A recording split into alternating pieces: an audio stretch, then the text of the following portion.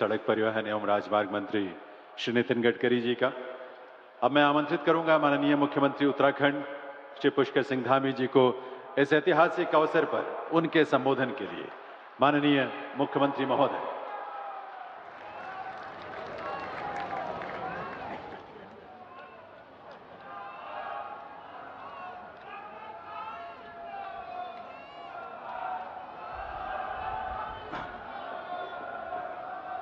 भारत माता की, भारत माता की।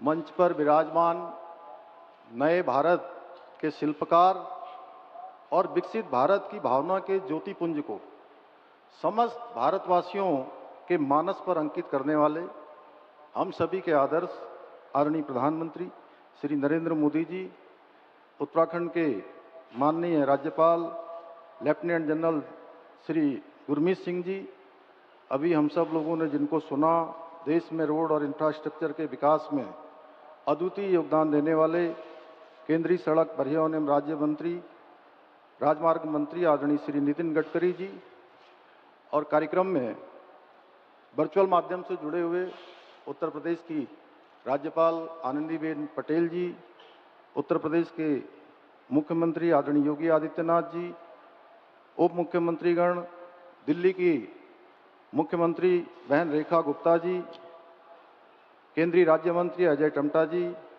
मंच पर आसीन हमारे सभी सम्मानित पूर्व मुख्यमंत्रीगण, राज्य मंत्रिमंडल के मेरे सभी सहयोगीगण, माननीय सांसदगण, विधानसभा अध्यक्ष श्रीमती रितु खंडूरी जी, माननीय विधायकगण, भारतीय जनता पार्टी के प्रदेश अध्यक्ष और राज्यसभा के सांसद आदरणीय महेंद्र भट्ट जी एवं आदरणीय प्रधानमंत्री जी को सुनने के लिए इतनी भारी संख्या में उपस्थित सभी माताओं, बहनों, वरिष्ठजनों एवं युवाओं का मैं आज इस ऐतिहासिक कार्यक्रम में आप सबका हृदय से स्वागत करता हूं, आप सबका अभिनंदन करता हूं।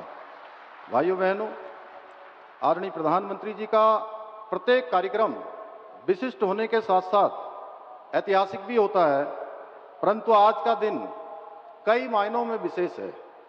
आज जहां आज उत्तराखंड के विकास की लाइफलाइन, देश की लाइफलाइन के साथ दिल्ली देहरादून इकोनॉमिक कॉरिडोर के रूप में जुड़ रही है, वहीं आज देश में सामाजिक सौहार्द एवं समरसता को मजबूत करने के लिए वंचित वर्ग को समाज की मुख्य धारा में जोड़ने वाले महापुरुष भारत रत्न बाबा साहब डॉक्टर भीमराव अंबेडकर जी की जन्म जयंती है।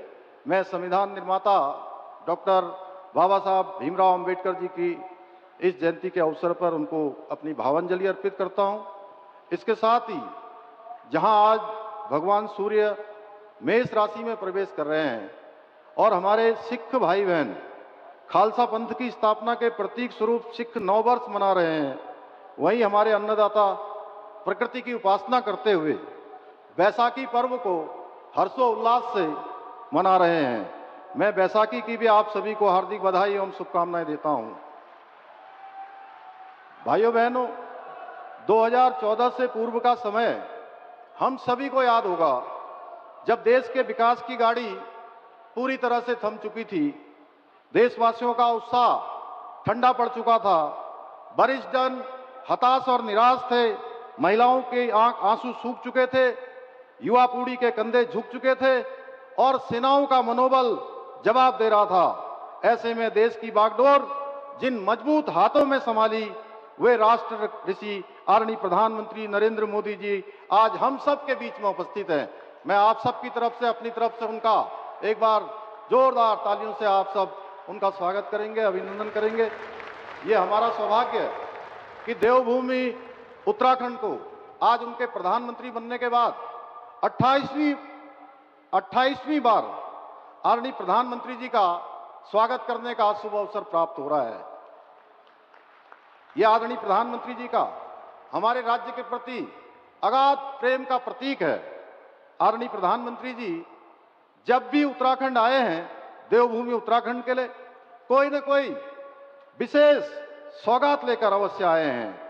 चाहे बाबा केदार की पुण्य धरा से 21वीं सदी का तीसरा दशक उत्तराखंड का दशक होगा, कहकर हमारा उत्साह बढ़ाना हो, या जिसको भारत का अंतिम गांव कहा जाता था, सीमांत गांव माणा में आकर उसे देश का प्रथम गांव घोषित करना हो, या इन्वेस्टर समिट के उद्घाटन के अवसर पर बेड इन उत्तराखंड का संदेश देना हो, या महादेव के पवित्र तीर्थ आदि कैलाश के दर्शन कर इस तीर्थ की सुंदरता को विश्व पटल पर रखना हो, राष्ट्रीय खेलों के उद्घाटन समारोह में पधारकर पूरे देश के समक्ष देवभूमि को खेल भूमि के रूप में नई पहचान दिलाना हो, या हरसिल मुखवा की धरती से शीतकालीन पर्यटन को बढ़ावा देने का आह्वान करना हो, या फिर राज्य के रजत जयंती वर्ष के अवसर पर अगले 25 वर्षों के लिए राज्य को एक नया विजन देना हो। आपका देवभूमि में आगमन देवभूमि के लिए हमेशा शुभ एवं कल्याणकारी हो रहा है।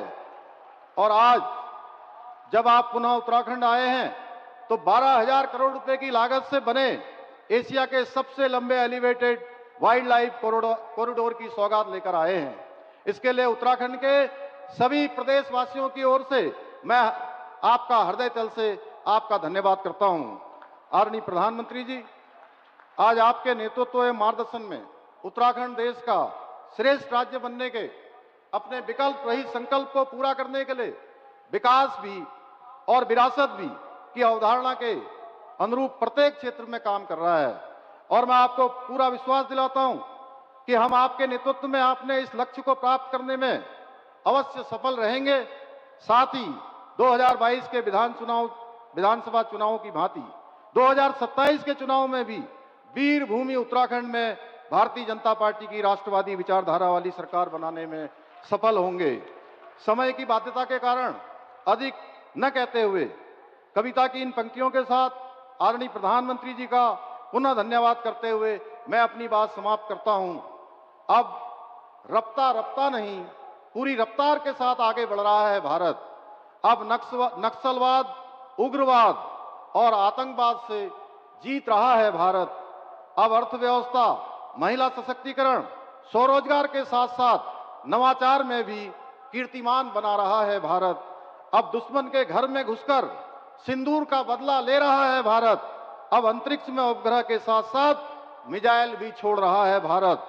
और उत्तराखंड को विश्व की पर्यटन राजधानी बनाकर अपनी विरासत भी संभाल रहा है भारत। अब महिलाओं को उनके अधिकार देने के लिए नारी शक्ति बंधन अधिनियम लागू कर रहा है भारत। और अब बिहार के बाद बंगाल में भी गुंडा राज खत्म करने के लिए तैयार है। मोदी जी के नेतृत्व में नया भारत, मोदी जी के नेतृत्व में नया भारत। बहुत बहुत धन्यवाद।